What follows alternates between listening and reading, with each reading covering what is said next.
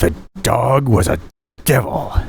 This was recognized throughout the Northland.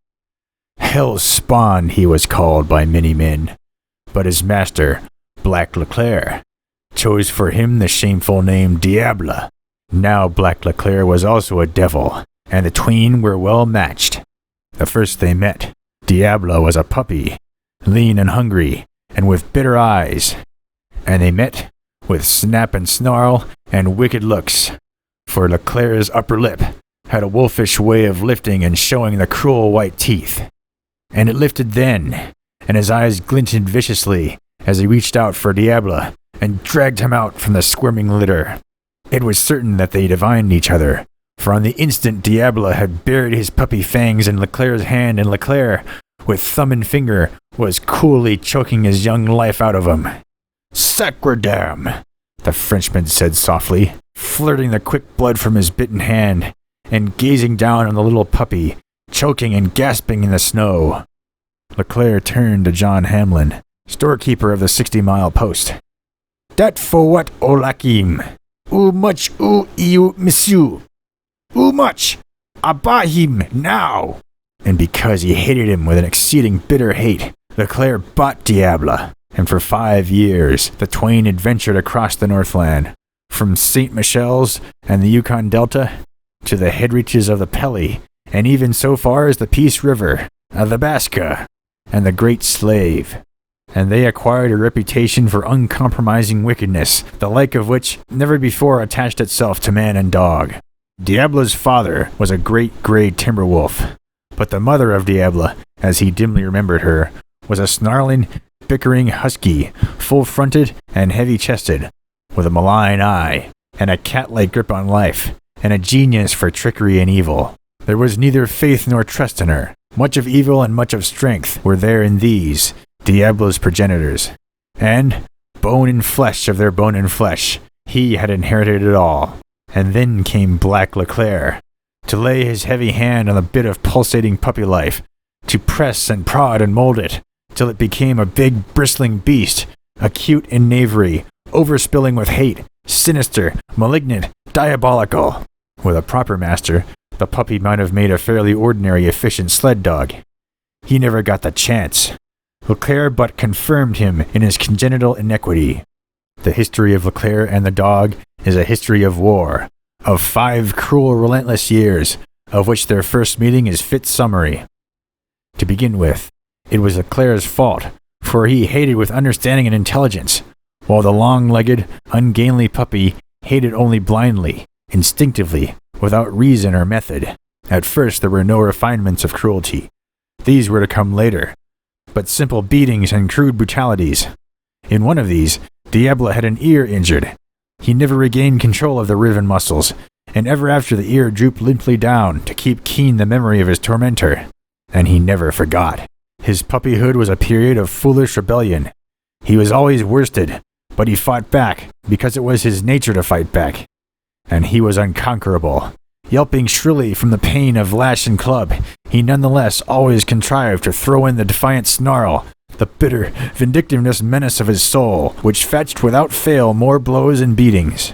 But his was his mother's tenacious grip on life. Nothing could kill him. He flourished under his misfortune, grew fat with famine, and out of his terrible struggle for life developed a preternatural intelligence. His was the stealth and cunning of his mother, the fierceness and valor of his wolf sire. Possibly, it was because of his father that he never wailed. His puppy yelps passed with his lanky legs, so that he became grim and taciturn, quick to strike, slow to warn. He answered curse with snarl and blow with snap, grinning the while his implacable hatred. But never again, under the extremest agony, did Leclerc bring from him the cry of fear or pain. This unconquerableness only fanned Leclerc's wrath and stirred him to greater deviltries. Did Leclerc give Diable half a fish and to his mates whole ones, Diable went forth to rob other dogs of their fish. Also he robbed caches and expressed himself in 1,000 rogueries, till he became a terror to all dogs and the masters of dogs. Did Leclerc beat Diable and fondle Babette? Babette, who was not half the worker he was? Why, Diable threw her down in the snow and broke her hind leg in his heavy jaws, so that Leclerc was forced to shoot her. Likewise, In bloody battles, Diable mastered all his teammates, set them the law of trail and forage, and made them live to the law he set. In 5 years he heard but one kind word, received but one soft stroke of a hand, and then he did not know what manner of things they were. He leaped like the untamed thing he was, and his jaws were together in a flash. It was the missionary at sunrise, a newcomer in the country, who spoke the kind word and gave the soft stroke of the hand. And for 6 months after, he wrote no letters home to the States, and the surgeon at McQuestion traveled 200 miles on the ice to save him from blood poisoning. Men and dogs looked askance at Diable when he drifted into their camps and posts, and they greeted him with feet threateningly lifted for the kick, or with bristling manes and beard fangs. Once a man did kick Diable, and Diable, with quick wolf snap, closed his jaws like a steel trap on the man's leg, and crunched down to the bone. Whereat the man was determined to have his life, only Black Leclerc, with ominous eyes and naked hunting knife, stepped in between. The killing of Diable? Ah, sacrodam! That was a pleasure Leclerc reserved for himself. Some day it would happen. Or else, bah! Who was to know? Anyway, the problem will be solved. For they had become problems to each other, this man and beast, or rather, they had become a problem, the pair of them. The very breaths each drew was a challenge and a menace to the other. Their hate bound them together as love could never bind. Leclerc was bent on the coming of the day when Diable should wilt in spirit and cringe and whimper at his feet. And Diable, Leclerc knew what was in Diable's mind, and more than once he had read it in his eyes. And so clearly had he read that, when the dog was at his back, he made it a point to glance often over his shoulder. Men marveled when Leclerc refused large money for the dog. "Some day you'll kill him, and be out his price," said John Hamlin, once when Diable lay panting in the snow where Leclerc had kicked him, and no one knew whether his ribs were broken, and no one dared to see. "Dat," said Leclerc dryly, "dat is my business, monsieur." And the men marveled that Diable did not run away. They did not understand, but Leclerc understood. He was a man who had lived much in the open, beyond the sound of human tongue, and he had learned the voices of wind and storm, the sigh of night, the whisper of dawn, the clash of day. In a dim way he could hear the green things growing, the running of the sap, the bursting of the bud. And he knew the subtle speech of the things that moved, of the rabbit in the snare, the moody raven beating the air with hollow wing, the bald face shuffling under the moon, the wolf like a grey shadow gliding betwixt the twilight and the dark. And to him Diable spoke clear and direct. Full well he understood why Diable did not run away, and he looked more often over his shoulder. When in anger, Diable was not nice to look upon, and more than once had he leapt for Leclerc's throat, to be stretched quivering and senseless in the snow by the butt of the very ready dog whip. And so Diable learned to bide his time. When he reached his full strength and prime of youth, he thought the time had come. He was broad-chested, powerfully muscled, of far more than ordinary size, and his neck from head to shoulders was a mass of bristling hair. To all appearances, a full-blooded wolf. Leclerc was lying asleep in his furs when Diable deemed the time to be ripe. He crept upon him stealthily, head low to earth and lone ear laid back, with a feline softness of tread to which even Leclerc's delicate tympanum could not responsively vibrate. The dog breathed gently, very gently, and not till he was close at hand did he raise his head. He paused for a moment, and looked at the bronze bull throat, naked and knotty and swelling to a deep and steady pulse. The slaver dripped down his fangs, and slid off his tongue at the sight, and in that moment he remembered his drooping ear, his uncounted blows and wrongs, and without a sound sprang upon the sleeping man. Leclerc awoke to the pang of the fangs in his throat, and perfect animal that he was, he woke clear-headed and with full comprehension. He closed on the hound's windpipe with both hands, and rolled out of his furs to get his weight uppermost. But the thousands of Diable's ancestors had clung at the throats of unnumbered moose and caribou, and dragged them down, and the wisdom of those ancestors was his. When Leclerc's weight came on top of him, he drove his hind legs upward, and in and clawed down chest and abdomen, ripping and tearing through skin and muscle. And when he felt the man's body wince above him and lift, he worried and shook at the man's throat. His teammates closed around in a snarling, slavering circle, and Diable, with failing breath and fading sense, knew that their jaws were hungry for him. But that did not matter. It was the man above him, and he ripped and clawed and shook and worried to the last ounce of his strength. But Leclerc choked him with both his hands until Diable's chest heaved and writhed, for the air denied, and his eyes glazed and his jaws slowly loosened, and his tongue protruded black and swollen. "A bone, you devil?" Leclerc gurgled, mouth and throat clogged with his own blood, as he shoved the dizzy dog from him. And then Leclerc cursed the other dogs off, as they fell upon Diable. They drew back into a wider circle, squatting alertly on their haunches and licking their chops, each individual hair on every neck bristling and erect. Diable recovered quickly, and at the sound of Leclerc's voice, tottered to his feet and swayed weakly back and forth. "Aha, you big devil," Leclerc spluttered. "I fix you plenty, by gar." Diable, the air biting into his exhausted lungs like wine, flashed full into the man's face, his jaws missing and coming together with a metallic clip. They rolled over and over in the snow, Leclerc striking madly with his fists. Then they separated, face to face, and circled back and forth before each other for an opening. Leclerc could have drawn his knife. His rifle was at his feet, but the beast in him was up and raging. He would do the thing with his hands and his teeth. The dog sprang in, but Leclerc knocked him over with a blow of his fist, fell upon him, and buried his teeth to the bone in the dog's shoulder. It was a primordial setting and a primordial scene, such as might have been in the savage youth of the world. An open space in a dark forest, a ring of grinning wolf dogs, and in the center 2 beasts, locked in combat, snapping and snarling, raging wildly about, panting, sobbing, cursing, straining, wild with passion, blind with lust, in a fury of murder, ripping, tearing, and clawing in elemental brutishness. But Leclerc caught the dog behind the ear with a blow from his fist, knocking him over, and for an instant stunning him. Then Leclerc leaped upon him with his feet, and sprang up and down, striving to grind him into the earth. Both Diable's hind legs were broken, ere Leclerc ceased that he might catch breath. "Ah! Ah!" he screamed, incapable of articulate speech, shaking his fist through the sheer impotence of throat and larynx. But Diable was indomitable. He lay there in a hideous, helpless welter, his lip feebly lifting and writhing to the snarl he had not the strength to utter. Leclerc kicked him, and the tired jaws closed on the ankle but could not break the skin.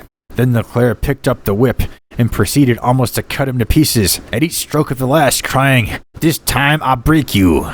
By gar, I'll break you!" In the end, exhausted, fainting from loss of blood, he crumpled up and fell by his victim. And, when the wolf dogs closed in to take their vengeance, with his last consciousness, dragged his body on top of Diable to shield him from their fangs. This occurred not far from sunrise, and the missionary, opening the door to Leclerc a few hours later, was surprised to note the absence of Diable from the team. Nor did his surprise lessen when Leclerc threw back the robes from the sled, gathered Diable in his arms, and staggered across the threshold. It happened that the surgeon of McQuestion was up on a gossip, and between them they proceeded to repair Leclerc. "Merci, no," said he. "Do you fix fears the dog? To die? No. It is not good. Because him I must yet break. That for what he must not die." The surgeon called it a marvel, the missionary a miracle, that Leclerc lived through it all. But so weakened was he that in the spring the fever got him and he went on his back again. The dog had been in even worse plight, but his grip on life prevailed, and the bones of his hind legs knitted, and his internal organs righted themselves during the several weeks he lay strapped to the floor. And by the time Leclerc, finally convalescent, sallow and shaky, took the sun by the cabin door, Diable had reasserted his supremacy and brought not only his own teammates, but the missionary's dogs into subjection. He moved never a muscle nor twitched a hair when for the first time Leclerc tottered out on the missionary's arm and sank down slowly and with infinite caution on the 3-legged stool. "Bon," he said. "Bon, the good son." And he stretched out his wasted hands and washed them in the warmth. Then his gaze fell on the dog, and the old light blazed back in his eyes. He touched the missionary lightly in the arm. "Mon père, dat is one big devil, dat Diable. You will bring me one pistol, so dat I drink the sun in peace." And thenceforth, for many days he sat in the sun before the cabin door. He never dozed, and the pistol lay always across his knees. The dog had a way, the first thing each day, of looking for the weapon in its wanted place. At sight of it, he would lift his lip faintly in a token that he understood, and Leclerc would lift his own lip in an answering grin. One day, the missionary took note of the trick. "Bless me," he said, "I really believe the brute comprehends." Leclerc laughed softly. "Look you, mon père, dat what I now speak, to dat does he listen." As if in confirmation, Diable just perceptibly wriggled his lone ear up to catch the sound. "I say kill." Diable growled deep down in his throat. The hair bristled along his neck, and every muscle went tense and expectant. "I lift the gun, so like dat." And suiting action to word, he sighted the pistol at the dog. Diable, with a single leap sideways, landed around the corner of the cabin out of sight. "Bless me," the missionary remarked.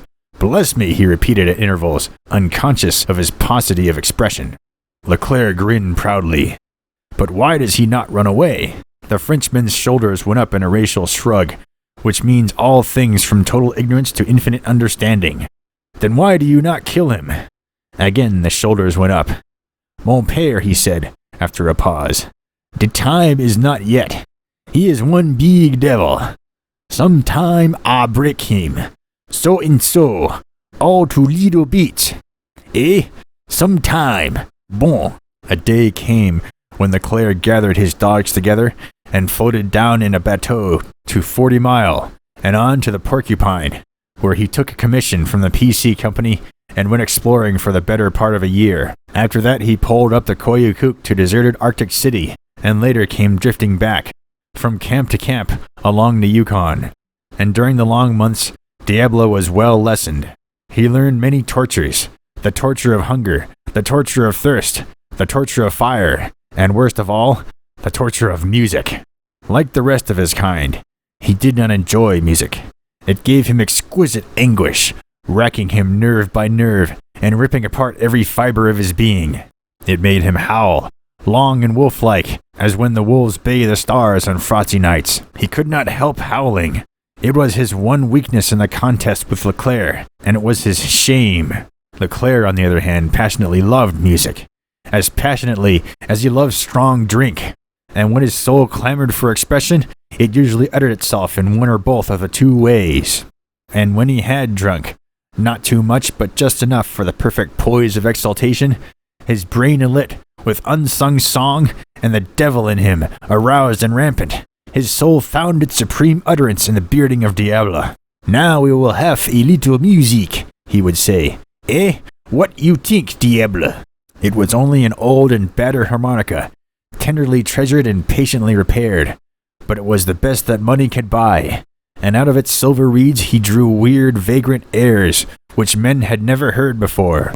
Then the dog, dumb of throat, with teeth tight clenched, would back away, inch by inch, to the farthest cabin corner, and Leclerc, playing a stout club tucked handily under his arm, followed the animal up, inch by inch, step by step, till there was no further retreat. At first Diable would crowd himself into the smallest possible space, groveling close to the floor, but as the music came nearer and nearer, he was forced to uprear, his back jammed into the logs, his forelegs fanning the air as though to beat off the rippling waves of sound. He still kept his teeth together, but severe muscular contractions attacked his body, strange twitchings and jerkings, till he was all a-quiver and writhing in silent torment.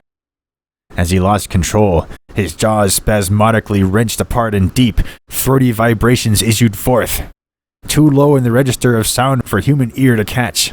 And then, as he stood reared with nostrils distended, eyes dilated, slaver dripping, hair bristling in helpless rage, arose the long wolf howl. It came with a slurring rush upwards, swelling to a great heartbreaking burst of sound, and dying away in a sadly cadenced woe. Then the next rush upward, octave upon octave, the bursting heart, and the infinite sorrow and misery, fainting, fading, falling, and dying slowly away.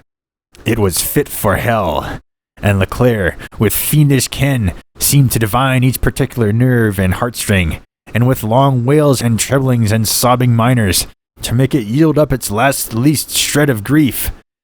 It was frightful, and for 24 hours after, the dog was nervous and unstrung, starting at common sounds, tripping over his own shadow, but withal vicious and masterful with his teammates. Nor did he show signs of a breaking spirit. Rather did he grow more grim and taciturn, biding his time with an inscrutable patience which began to puzzle and weigh upon Leclerc. The dog would lie in the firelight, motionless for hours, gazing straight before him at Leclerc and hating him with his bitter eyes. Often the man felt that he had bucked up against the very essence of life, the unconquerable essence that swept the hawk down out of the sky like a feathered thunderbolt, that drove the great gray goose across the zones, that hurled the spawning salmon through 2,000 miles of boiling Yukon flood. At such times he felt impelled to express his own unconquerable essence, and with strong drink, wild music, and Diable, he indulged in vast orgies, wherein he pitted his puny strength in the face of things, and challenged all that was, and had been, as was yet to be. "There is something there," he affirmed, when the rhythm vagaries of his mind touched the secret chords of the dog's being, and brought forth the long, lugubrious howl. "I pull it out with both my hands, and so, ha, it is funny. It is very funny. The man swear, the little bird go peep peep, Diablo him go yow yow, and it is all the very same thing."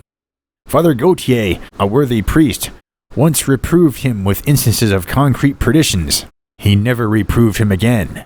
"It may be so, mon père," he made answer, "and I think I go through hell a snapping, like the hemlock through the fire. Eh, mon père?" But all bad things come to an end, as well as good. And so with Black Leclerc. On the summer low water, in a poling boat, he left McDougall for Sunrise. He left McDougall in company with Timothy Brown and arrived at Sunrise by himself. Further, it was known that they had quarreled just previous to pulling out. For the Lizzie, a wheezy 10-ton stern-wheeler, 24 hours behind, beat Leclerc in by 3 days.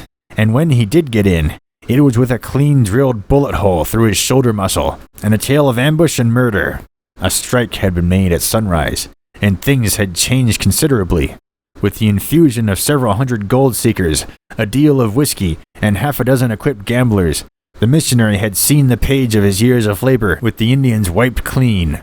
When the squaws became preoccupied with cooking beans and keeping the fire going for the wifeless miners, and the bucks with swapping their warm furs for black bottles and broken timepieces, he took to his bed, said "bless me" several times, and departed to his final accounting in a rough-hewn oblong box. Whereupon the gamblers moved their roulette and faro tables into the mission house, and the click of chips and the clink of glasses went up, from dawn till dark, and to dawn again. Now Timothy Brown was well beloved among these adventurers of the North. The one thing against him was his quick temper and ready fist, a little thing for which he was kind heart and forgiving hand more than atoned. On the other hand, there was nothing to atone for Black Leclerc. He was black, as more than one remembered deed bore witness, while he was as well hated as the other was beloved. So the men of Sunrise put a dressing in his shoulder and haled him before Judge Lynch. It was a simple affair. He had quarreled with Timothy Brown at McDougall. With Timothy Brown he had left McDougall. Without Timothy Brown he had arrived at Sunrise. Considered in the light of his evilness, the unanimous conclusion was that he had killed Timothy Brown. On the other hand, Leclerc acknowledged their facts, but challenged their conclusion and gave his own explanation. 20 miles out of Sunrise, he and Timothy Brown were poling the boat along the rocky shore. From that shore 2 rifle shots rang out. Timothy Brown pitched out of the boat and went down bubbling red, and that was the last of Timothy Brown. He, Leclerc, pitched into the bottom of the boat with a stinging shoulder. He lay very quietly, peeping at the shore. After a time 2 Indians stuck up their heads and came out to the water's edge, carrying between them a birch bark canoe. As they launched it, Leclerc let fly. He potted one, who went over the side after the manner of Timothy Brown. The other dropped into the bottom of the canoe, and then canoe and poling boat went down the stream in a drifting battle. Only they hung up on a split current, and the canoe passed on one side of an island, the poling boat on the other. That was the last of the canoe, and he came on into Sunrise. Yes, from the way the Indian in the canoe jumped, he was sure he had potted him. That was all. This explanation was not deemed adequate. They gave him 10 hours grace, while the Lizzie steamed down to investigate. 10 hours later, she came wheezing back to Sunrise. There had been nothing to investigate. No evidence had been found to back up his statements.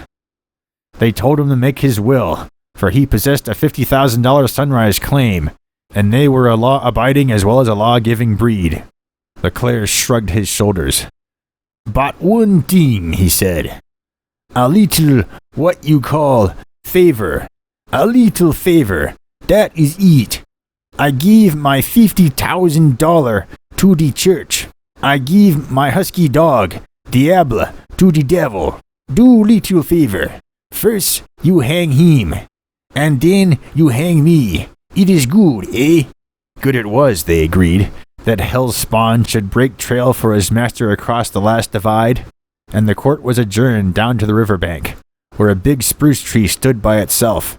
Slackwater Charlie put a hangman's knot in the end of the hauling line, and the noose was slipped over Leclerc's head and pulled tight around his neck. His hands were tied behind his back, and he was assisted to the top of a cracker box. Then the running end of the line was passed over an overhanging branch, drawn taut and made fast. To kick the box out from under would leave him dancing in the air. "Now for the dog," said Webster Shaw, sometime mining engineer. "You'll have to rope him, Slackwater," Leclerc grinned. Slackwater took a chew of tobacco, rove a running noose, and proceeded leisurely to coil a few turns in his hand. He paused once or twice to brush particularly offensive mosquitoes from off his face. Everybody was brushing mosquitoes, except Leclerc, about whose head a small cloud was distinctly visible. Even Diable, lying full stretch on the ground, with his forepaws rubbed the pests away from his eyes and mouth. But while Slackwater waited for Diable to lift his head, a faint call came down the quiet air, and a man was seen waving his arms and running across the flat from Sunrise. It was the storekeeper. "Collar off, boys," he panted, as he came in among them. "Little Sandy and Bernadotte's just got in," he explained, with returning breath. "Landed down below and come up by the shortcut. Got the beaver with him. Picked him up in his canoe. Stuck in a back channel, with a couple of bullet holes in him. Other buck was Clog Cuts, the one that knocked spots out of his squaw and dusted." "Eh? What I say, eh?" Leclerc cried exultantly. "Dat the one for sure. I know. I speak true." "The thing to do is to teach these damned Siwashes a little manners," spoke Webster Shaw. "They're getting fat and sassy, and we'll have to bring them down a peg. Round in all the bucks, and string up the beaver for an object lesson. That's the program. Come on and let's see what he's got to say for himself." "Eh, monsieur," Leclerc called, as the crowd began to melt away through the twilight in the direction of Sunrise. "I like very much to see the fun." "Oh, we'll turn you loose when we come back," Webster Shaw shouted over his shoulder. "In the meantime, meditate on your sins and the ways of Providence. It will do you good, so be grateful." As is the way with men who are accustomed to great hazards, whose nerves are healthy and trained to patience, so Leclerc settled himself down to the long wait, which is to say, that he reconciled his mind to it. There was no settling for the body, for the tight rope forced him to stand rigidly erect. The least relaxation of the leg muscles pressed the rough-fibered noose into his neck, while the upright position caused him much pain in his wounded shoulder. He projected his upper lip and expelled his breath upward along his face to blow mosquitoes away from his eyes. But the situation had its compensation. To be snatched from the maw of death was well worth a little bodily suffering, only it was unfortunate that he should miss the hanging of the beaver. And so he mused, till his eyes chanced to fall upon Diable, head between forepaws, and stretched on the ground asleep. And then Leclerc ceased to muse. He studied the animal closely, striving to sense if the sleep were real or feigned. The dog's sides were heaving regularly, but Leclerc felt that the breath came and went a shade too quickly. Also he felt there was a vigilance, or an alertness to every hair which belied unshackling sleep. He would have given his Sunrise claim to be assured that the dog was not awake, and once, when one of his joints cracked, He looked quickly and guiltily at Diable to see if he roused. He did not rouse then, but a few minutes later, he got up slowly and lazily, stretched, and looked carefully about him. "Sacredam," said Leclerc under his breath. Assured that no one was in sight or hearing, Diable sat down, curled his upper lip almost into a smile, looked up at Leclerc, and licked his chops. "I see my finish," the man said, and laughed sardonically aloud. Diable came nearer, the useless ear wobbling, the good ear cocked forward with devilish comprehension. He thrust his head to one side, quizzically, and advanced with mincing, playful steps. He rubbed his body gently against the box, till it shook and shook again. Leclerc teetered carefully to maintain his equilibrium. "Diable," he said calmly, "look out. I kill you."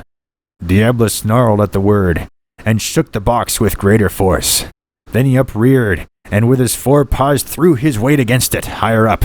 Leclerc kicked out with one foot, but the rope bit into his neck, and checked so abruptly as nearly to overbalance him. "Hi-ya, chuk!